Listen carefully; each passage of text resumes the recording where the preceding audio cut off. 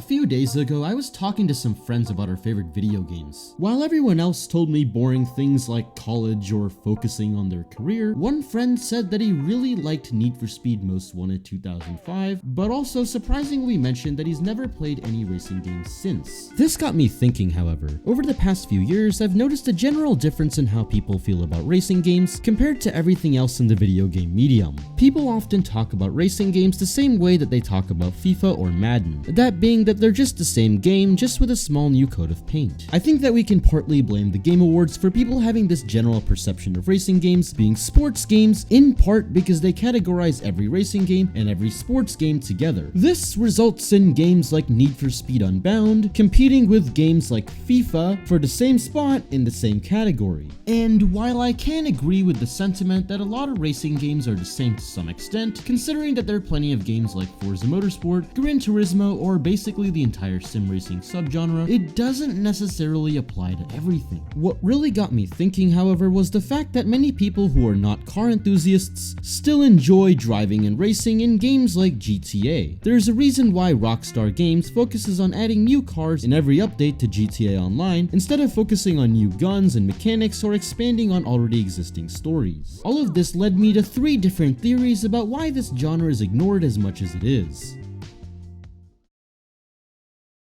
Since about 2014, racing games have somewhat declined in quality in areas like gameplay, progression, and sometimes even the car list, instead focusing on making the game look slightly prettier or having bigger numbers in some arbitrary category. Forza Motorsport 8, for example, released in such a terrible state, crashing constantly, having visual bugs every few minutes, and with optimization so bad that you would need a $1,200 graphics card just to play it at max settings. On top of that, the single player mode was so bare bones that you couldn't even drive the cover car in the campaign. They removed hundreds of cars from the previous entry and added an arbitrary car XP progression system that really just existed to maximize player engagement. Gran Turismo 7 is also not really that great, with there being less of a focus on the single player experience in favor of the online mode, focusing more on just adding supercars and of course making the game online only. Compare this to the earlier games, which let you turn slow everyday cars into something truly special and let you compete in a well-crafted campaign. At best, Need for Speed Unbound is a 6 out of 10. While it did improve off of Heat in terms of the car list and the campaign, the drifting mechanics and the police are notably worse. I don't know what they did, but I can't seem to be able to drift at all. Maybe I'm just a bad driver, but it feels like I'm trying to fight the car to be able to move it sideways. The police in this game are also ridiculously easy to escape. They all die in one hit and take forever to spawn, and act more as an annoyance than an actual threat. Compare this to Heat's police, where driving a slower car at Heat level 5 was a genuine death sentence. And that's it. Basically nothing else of note in this genre really came out in the last 5 years. The Crew ditched its gritty atmosphere to be a generic festival racer, Project Cars tried to go mainstream and fell flat on its face doing so, and Test Drive Unlimited seems like it's going the way of the festival racer as well, with the upcoming Solar Crown game removing the housing feature from TDU2 and also having a much smaller map. And also being always online, because who doesn't like that? In fact, my meme making fun of this decision got so popular that it's actually one of the most upvoted posts on the subreddit. Compare everything I just mentioned to the stuff we got in and up to the mid-2010s. The Hot Pursuit remake was pretty close to a perfect arcade racer. There was a great variety of events, an actually satisfying handling model, and is considered by many people to be one of the best arcade racers ever made. Pretty much the only downside I remember of this game was the lack of customization. You want to know the best part though? It was made by the same studio that made Unbound. These games were all different from each other. The run felt totally different from Rivals in the same way that Shift 2 felt different from Most Wanted 2012. Need for Speed has been the same for 9 years. From 2015 to Payback to Heat and Unbound, we've basically got the same game repackaged into a different map. The Forza series was also a lot better back then, Horizon 1 and Motorsport 4 being the most memorable games in the franchise. Back then, progression actually meant something, with the game starting you off in old Toyotas that your grandma would probably drive, all the way to legitimate GT3 touring cars. This goes for both the Horizon and the Motorsport series. Both games feel eager to give you access to every Bugatti and Koenigsegg in the game in the first 3 hours. Now, all of this isn't to say that every new game in existence is terrible. terrible. But the bottom line is that racing games have not been that great recently compared to how they used to be.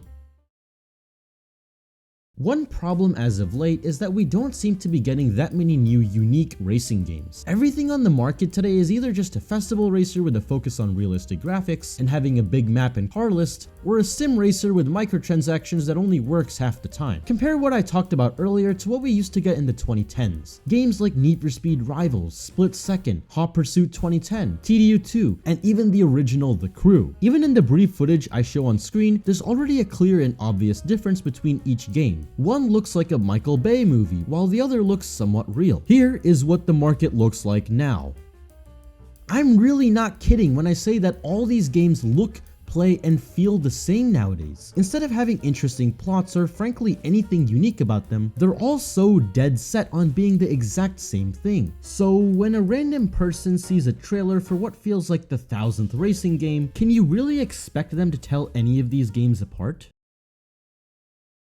For most people, cars start and end as a mode of transport and nothing more. So when they see that the 1000th racing game with realistic graphics set on an exotic island in a racing festival comes out, it's hard for anyone outside the racing game sphere to get excited, let alone anyone already in it. The problem is that given the current state of the genre, it's not exactly easy for any new person to pick up a racing game as opposed to pretty much anything else. I'm no gun enthusiast, but I really do enjoy my first-person shooters. And the last time I checked, I'm not much of a parkour enthusiast either, but I still really enjoy 3D platformers. My point is that racing games have been focusing a lot more on being a niche genre, being made mostly for car enthusiasts and not the general gaming crowd. Need for Speed has mostly been the same for the past decade, focusing more on customization and the culture instead of what it used to be about, that being racing supercars and running away from the police. Even if you look at SteamDB, you'll see that hardly anyone is playing racing games apart from Forza Horizon 5.